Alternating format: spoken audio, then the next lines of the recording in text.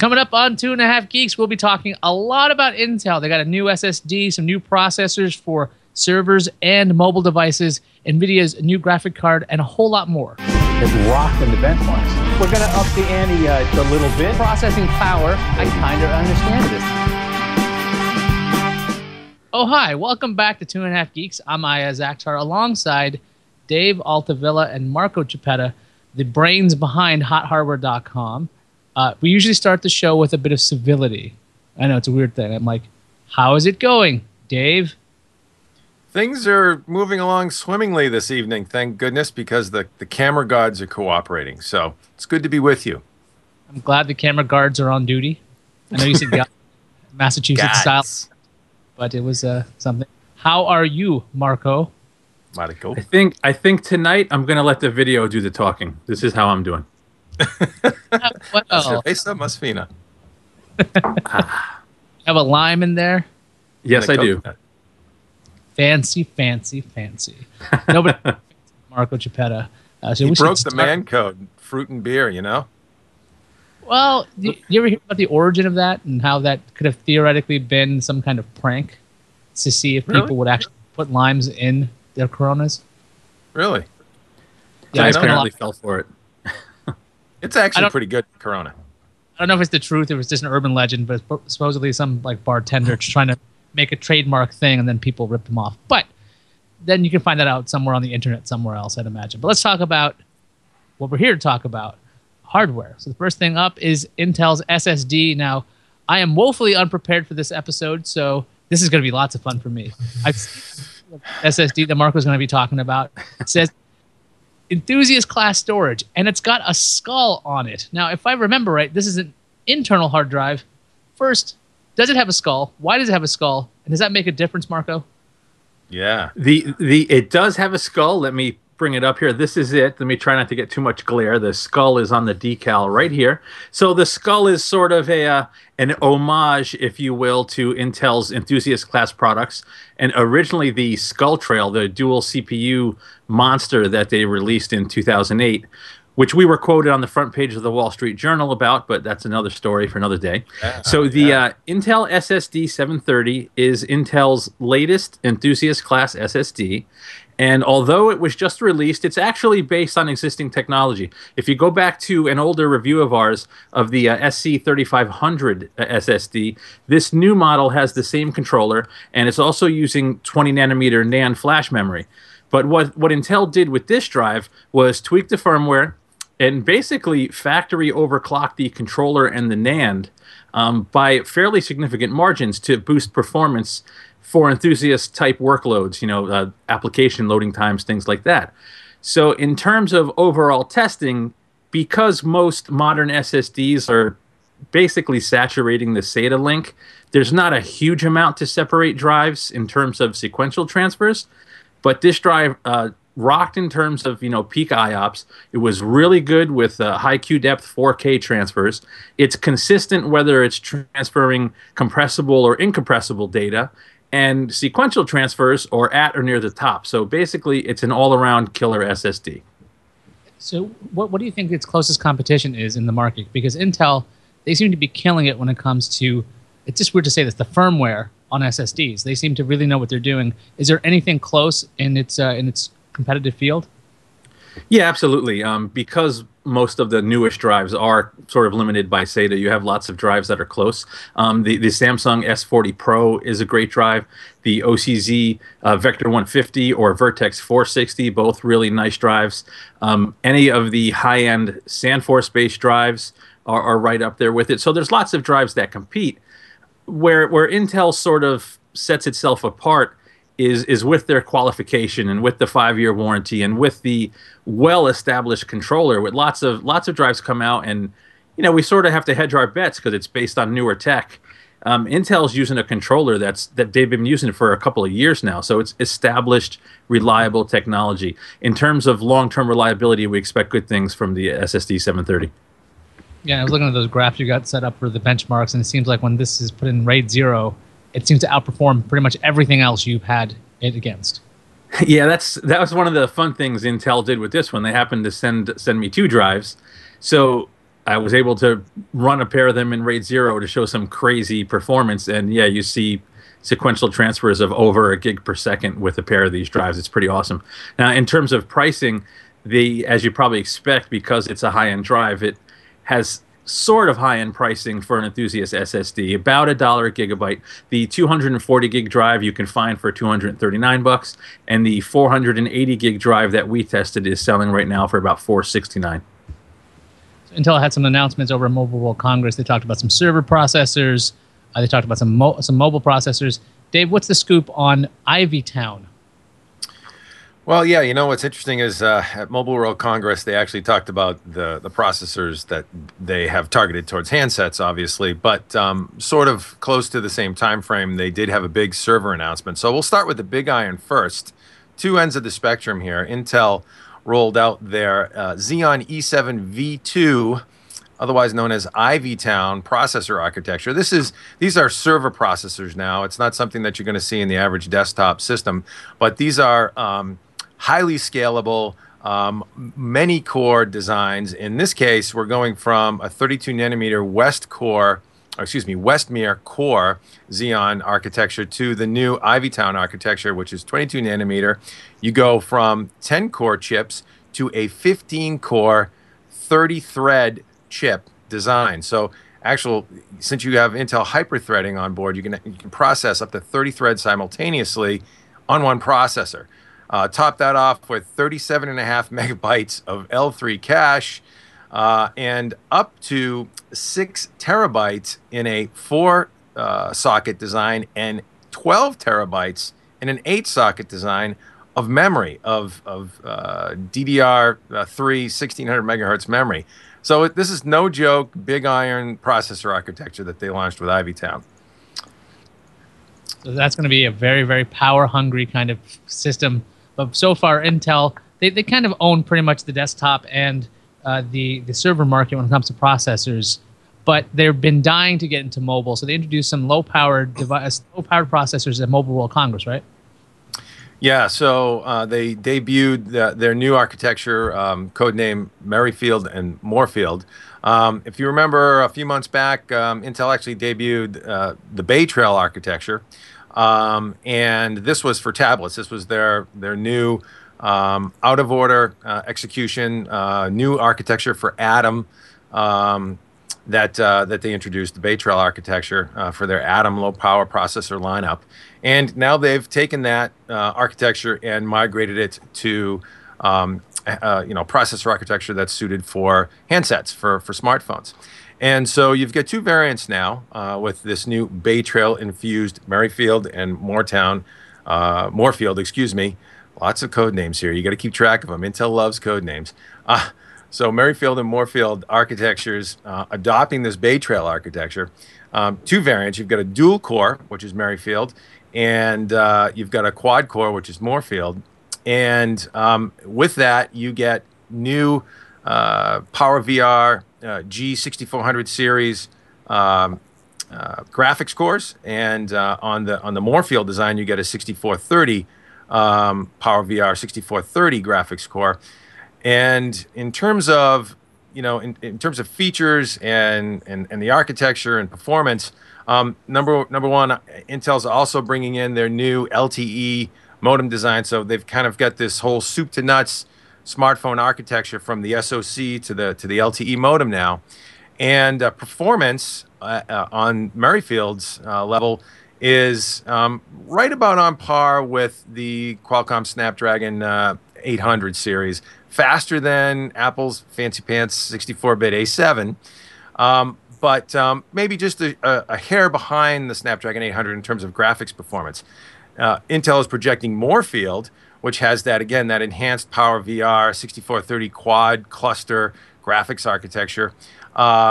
They're projecting it actually faster than Qualcomm's Snapdragon 800 series. So some pretty, I guess, lofty projections from Intel, whereas before they were just trying to catch up, and now they're talking about exceeding in the market. Now, we haven't seen Intel doing too much in the way of or winning too many handsets here stateside.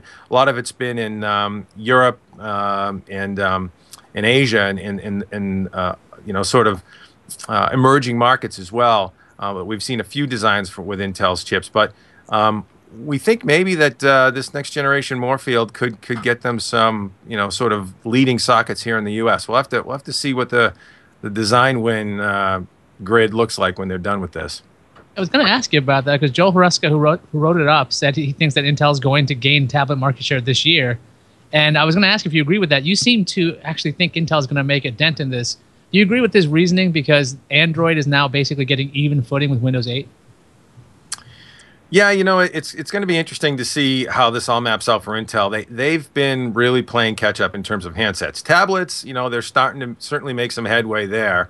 And we've seen a number of different, especially in the cost-conscious tablets with Bay Trail, guys like Dell and Lenovo coming out with plenty of Intel designs. We've seen a nice uptake, or Intel has seen a nice uptake for their architecture. Handsets has been a really tough nut for them to crack, and you've got a lot of incumbents there to unseat the Qualcomms of the world. Lots of traction for those folks, and so to unseat that's going to be quite a feat.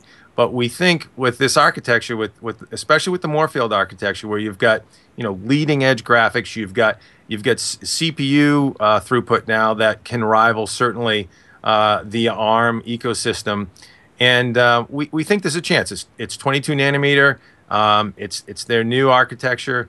There's good support for Android now. Android 4.4 KitKat is what they're listing as a bullet item for the OS that they support. We think there's a real possibility there.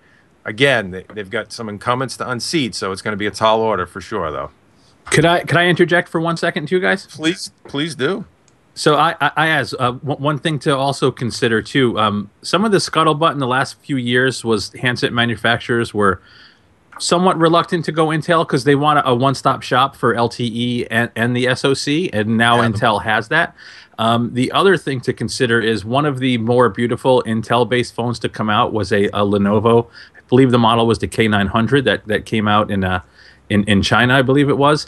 Lenovo has since bought or is in the process of buying Motorola Mobility from Google. So Intel already has an in with Lenovo, and if Lenovo continues their practice of using Intel chips, they'll now have huge resources here stateside. So there's lots of little things aligning for Intel, and there's definite possibilities here. A good point. Intel, I believe, also got into a Motorola phone before Motorola got bought. I think it was the Razr I. Yep. Razr I. Again, a emerging market sort of device. That was a big design win for them. I didn't exactly light up any the charts or anything, but small steps for Intel getting in the mobile field. It's a lot better than it used to be because basically right now ARM is dominating entirely. Let's move on. Sorry, go ahead. No, I said they're killing it. You're right. ARM. Let's talk about this Nvidia GeForce GTX 750. I guess TI. Or is it TI Maxwell, whatever the heck it is. Mark is going to explain this to me because he always educates me on graphics cards. It's like this. I have a block in my head. Everyone knows this if you've watched this show.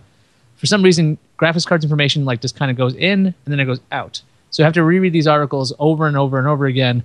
Thankfully, HotHardware has it explained in a way that even I can understand in general. What I got out of this entire thing about the NVIDIA, this latest NVIDIA, was the fact it's really, really good with power consumption. It's actually surprisingly efficient. Marco, can you explain about this graphics card?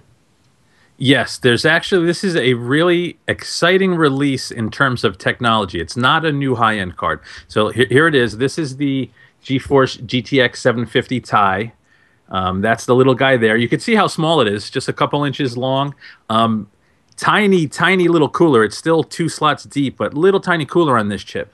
So this chip, even though it's using the same naming convention as existing cards, it actually is a new architecture. The Maxwell architecture is the follow-up to Kepler, which was the GeForce 6 series and most of the GeForce 7 series and Titan. Now, what NVIDIA has done with Maxwell is basically optimize the entire architecture for power efficiency and better GPU utilization. With Kepler, you had what's called, what NVIDIA called an SMX, and there was a little piece of control logic that fed 192 shaders, and those were sort of duplicated throughout the chip, and bigger chips were more powerful, smaller chips were not quite as powerful. So with Maxwell, that control logic is, instead of having to feed 192 shaders, it's now only 32, and there's more control logic in the chip to sort of manage and keep things fed more efficiently. And although the Maxwell GPU is manufactured using the same process as Kepler, because resources are more efficiently used, because NVIDIA's leveraged some of the tech they've learned designing Tegra and sort of rolled everything into a new chip, they've got utilization way up, efficiency way up, and power consumption way down. So this GeForce GTX 750 Ti, let me just run through some quick specs. You're looking at, in the high-end offering, in the Ti model, I'm sorry, 640 CUDA cores with 40 texture units and 16 ROPs. There's a slightly cut-down model, the non-Ti, the GeForce GTX 750, with 512 CUDA cores, 32 texture units, but still 16 ROPs. And they both have I'm sorry, the 750 has 1 gig of frame buffer memory. The 750 Ti is 2 gigs of frame buffer memory, and they're both connected via 128-bit interface. So I got the specs out of the way. But what you see with a card like this is something that performs about on par with a GeForce GTX 480 from a few years ago, but that only uses 60 watts. Now, that's a big deal, because if some people that bought a white box system, you know, a cheap E-machine, something cheap. They bought a PC from Walmart and having no idea what it is, and they sort of got into their PC. They like it. They want to do some gaming, but their power supply doesn't have any PCI Express connectors. As long as it has a slot that can accept this card, it's going to work in any system. No like crazy power supply considerations, no crazy cooling considerations because the chip runs super cool. It's just a really nice piece of technology that NVIDIA happened to introduce in the mainstream graphics card segment. Yeah, that kind of floored me when I saw that, because the performance seemed pretty decent, and the idea that you didn't have to mess around with adding in extra power in case you had like you were saying, a white box machine. If you got this little dinky machine you've had, and you're like, wait a second, I actually want to make an upgrade with this. This is a card that you could use, but there were some cons to this. You can't run this in SLI, right? Right. Well, you couldn't run the GTX 650 Ti in SLI either, so there is no SLI support. But other than that, there's really no negatives. In terms of performance, you'll be able to run most games at 1080p with max details. The latest games, you're going to have to crank down the detail settings. It's great for video playback. It's super quiet. It's super cool. It also has a ton of overclocking headroom. So I was sort of time constrained for our article, so I overclocked a custom EVGA card that's got a little larger cooler and an extra power connector. That card hit 1400 megahertz on the GPU. It was basically a 40% overclock on the GPU. This reference card, this exact card in my hand, has run at 1.3 gigahertz with this tiny little cooler, and it never broke 60 degrees. In the fan, you can hardly hear it. So NVIDIA is being wicked conservative with this chip. They could, if they wanted to, and I don't think they will, because the 760 is so close to it, you know, in terms, it's not close to it in price, but close enough. They could just as easily make one with much faster memory and a 1.2 gigahertz clock, and, you know, surpass anything else in the $160 range, let's say. What was the price range of the one you just had right there? So the 750 Ti is $149, and the GTX 750 is $119. You know, give or take. You'll see plus or minus a few bucks based on the bundle and if it's overclocked or not, things like that. That's intriguing. So you could buy what looks to be a low power card and overclock the heck out of it and get a lot of performance and still not eat up a ton of power. That's right. And one more really interesting point to make. We don't have the article up. We're still sort of putting it together. I assume you were going to bring up the cryptocurrency mining? Yeah, Bitcoin, baby.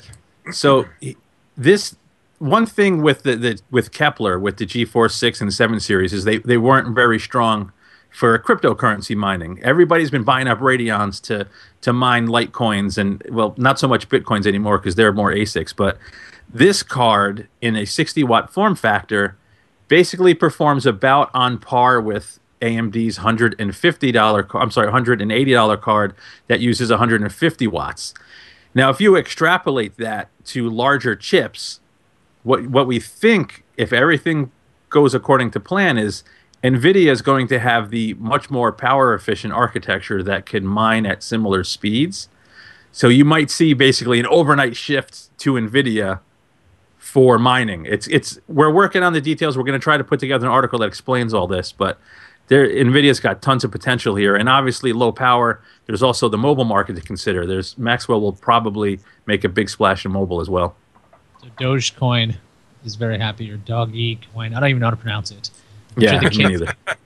Yeah. I don't have any coins, so whatever. Exactly, me too. I don't have 2 coins to rub together. I have no coins. But you got a Corona. Let's talk about the Android phone, LG G Flex. Now, if I remember right, this is the curved phone that actually has a self-healing back. Am I remembering this right, Dave? Yeah, well, yeah, pretty much. It's an interesting sort of device. It is a 6-inch curved display, 1280 by 720 resolution, Corning Gorilla Glass, and self-healing is sort of I don't know. I think it's a little bit of a misnomer. You can flex the device. It's really basically designed to take a little bit more abuse from a chassis standpoint. But what's interesting about the device is that it certainly does have a little bit more comfortable feel in the hand. It's curved to your hand. The human form is not angular and straight and rigid, right? Your face, you hold the phone up to your face, it sort of hugs your cheek a little bit. And, it'll hug your cheeks in the back, too, if you stick it in your pocket. So it's an interesting design from that perspective. It brings the microphone, sort of cradles it in closer to your mouth. There's lots of sort of advantages or perceived advantages with the design. In practice, we really like the phone. LG's got some interesting design cues here and differences that other devices don't have. Their backside volume rocker and camera button, on the design, which they also had on the G2 series. Okay, so that also coupled with this phone shape makes for a very interesting product. Actually, a pleasure to use. We wish the display was a little bit higher res. Again, it's a 1280 by 720, standard 720 HD display, not a full 1080p display. But other than that, a pretty interesting, impressive device. Comes with a 2.26 gigahertz Qualcomm Snapdragon quad-core S800, Snapdragon 800 processor. So real fast, 2 gig of RAM and up to 32 gig of storage on board. So a nice offering. Wish it was a little bit higher end display. Battery life is also excellent. 3,500 milliamp hour battery as well. Yeah, LG phones, including this one, this gimmicky one, they don't seem to capture the imagination of the people as much as like the elephant in the room here. We got to talk about the newly introduced Samsung Galaxy S5. That thing people have been waiting for. They eat up the rumors. It's the thing that apparently people all want, and basically LG should be crying because nobody seems to care about their phones because Samsung just does everything. You guys got a hands-on with it, right? Yeah, we did. And you know what? Before we move to the Samsung Galaxy S5, and we'll talk about that real quick, but I want to. You make a very interesting point. I want to give a little credence, a little call out to the folks at LG because I like their software package as well. They have some very innovative multitasking software on board. The G2 and the Optimus G, I think, was the one prior to that, where you've got really nice apps, the dual window and Q-Slide apps that allow for multitasking, for bringing up apps on another screen and changing the transparency of those apps and using them in a multitasking environment. It's actually very useful complement of software that LG builds with the phone, as well as some very interesting and useful features from a hardware standpoint, that backside volume rocker and camera button. So with that out of the way, I think they're sort of the unsung hero, and as you said, sort of the sleeper device manufacturer in the market. Maybe should get a little bit more attention now and again. But let's move on to the Nexus 5. They made the Nexus 4. The 5, I think they did make the 5. They did, yes. Yeah, I mean that's a hot phone. That's a hot phone. You're right. We're forgetting about that. They just renamed themselves Google Nexus Maker. They'd be doing very well, but they're not. They just happen to be LG. Yeah, maybe, I don't know. Maybe it's definitely a marketing thing because obviously, if they can build a handset for Google and Google can sell a bajillion of them, so At any rate, let's talk about the Samsung Galaxy S5. And yes, we were in New York at the launch event. They had a dual launch in Barcelona for Mobile World Congress, as well as New York City. We went down to New York, a little bit closer for us, and we got some hands-on time with this baby.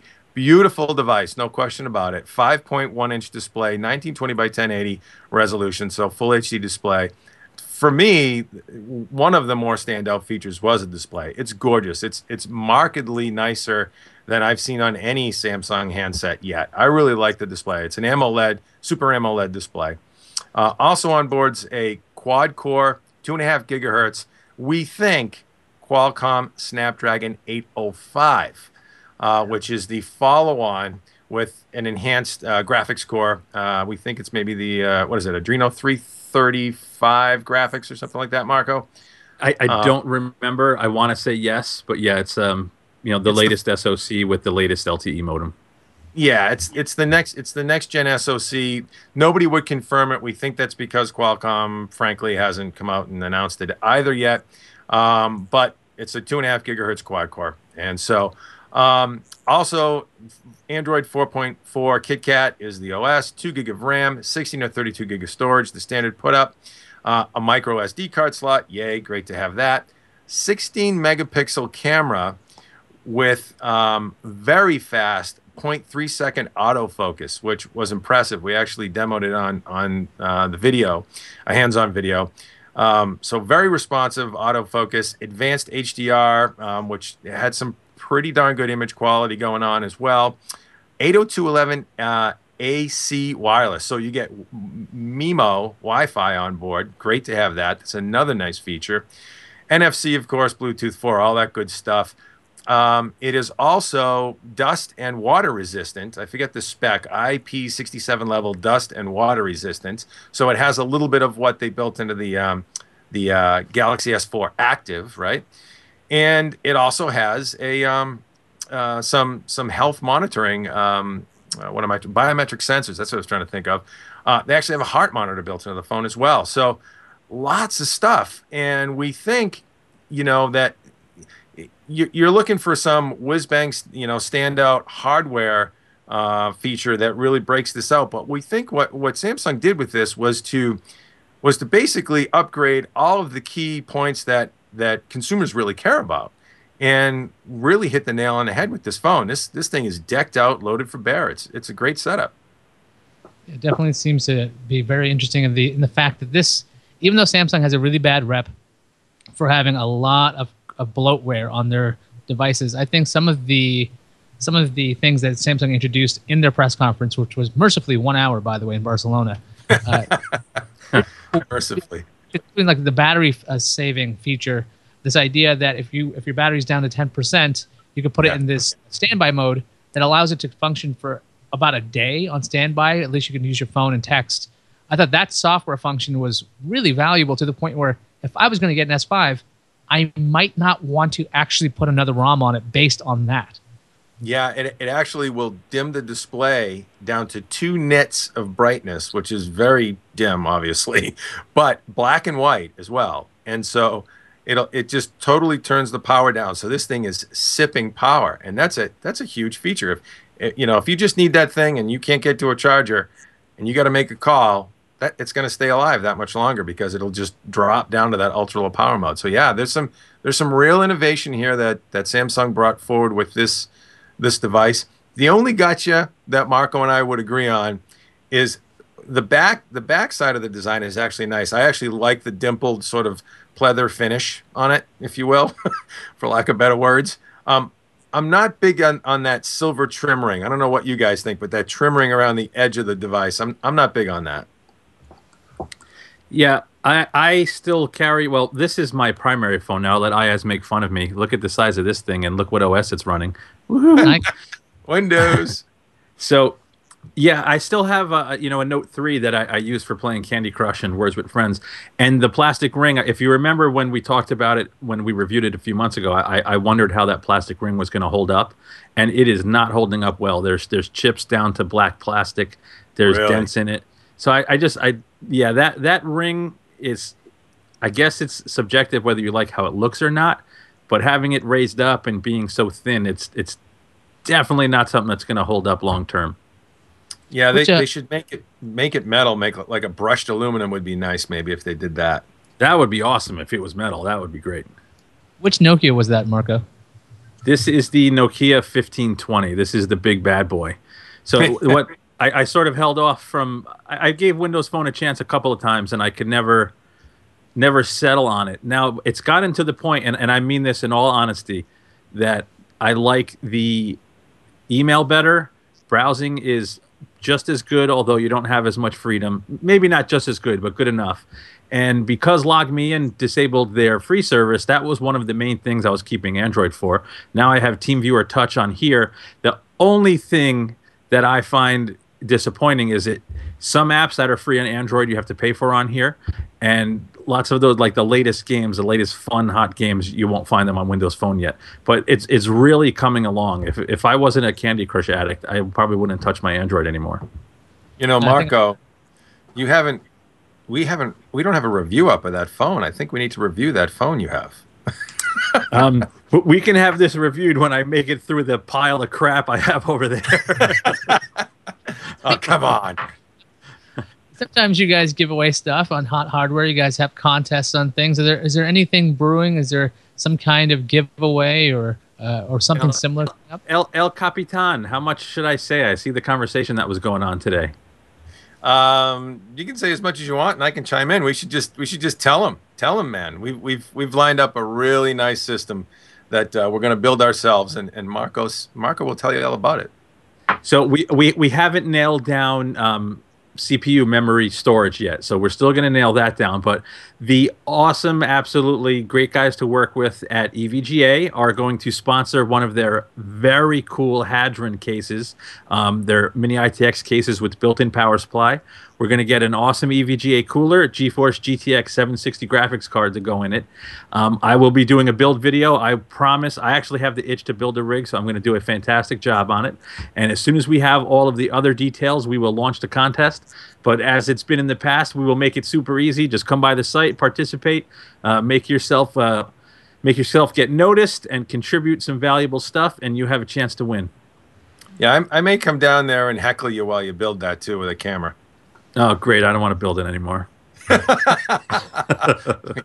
You killjoy. You know, the phrase "it's to build a rig" almost sounds like a song to happen. I think I'm going to make it happen. Got an urge to build that rig. It's kind of a redneck thing, right? That, yeah, maybe. If you don't care for singing, you'll love HotHardware.com because there's no singing there unless you're watching this video. At least I don't think so. No?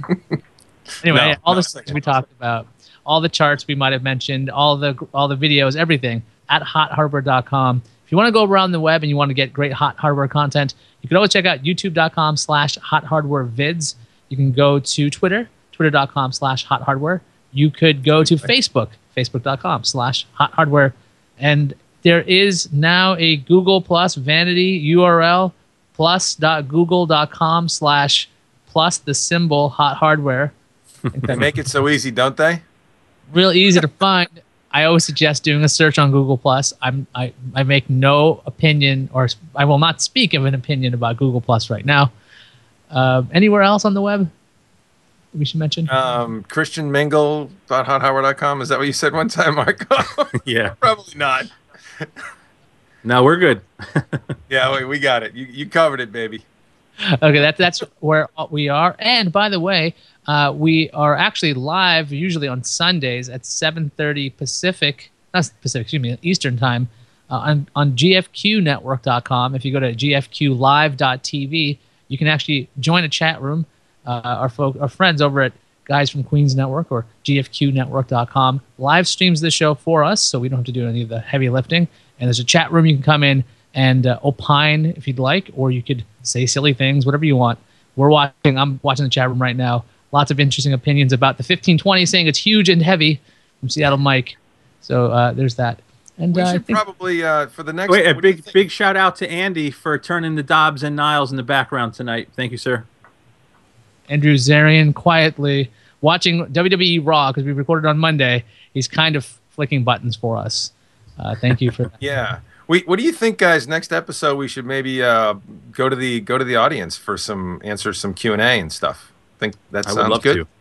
I think we should definitely promote that at HotHardware.com to explain that the next episode live at this time, show up to the chat room, inundate us with questions.